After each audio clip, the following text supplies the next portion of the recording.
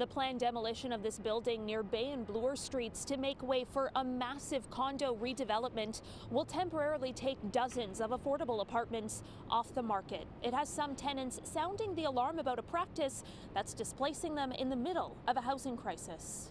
I have no intention of moving. They'll have to carry me out in a basket. Terry has lived in this two-bedroom apartment for 45 years. At 93 years old, she wants stage in place. But her unit, like more than 250 others in this purpose-built rental building, will be torn down. We don't need the stress at our age. We just want to go quietly into the sunshine, you know? That's awful, just awful. 25 St. Mary Street was approved by City Council for demolition to be replaced with twin towers soaring over 50 stories high. Tenants have the right to return to their units at comparable prices when construction is complete. Once the eviction notices come, around 700 renters will be displaced at the same time. It's absolutely shameful that they would send someone like Terry, who is 93, out into a housing crisis. 83 applications to demolish purpose-built rentals have been approved in Toronto since 2017.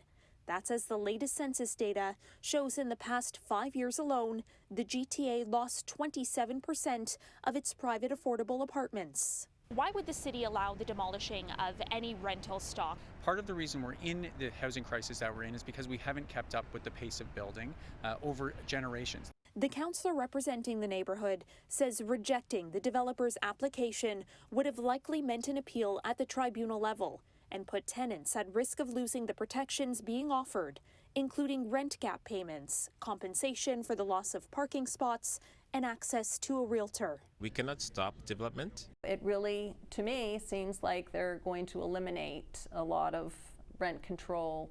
Annette Gasher is an organizer with the advocacy group No Dem Evictions. She also lives here and says the compensation tenants are entitled to isn't enough to survive in a city where average rents are now nearly $3,000 a month for a one-bedroom.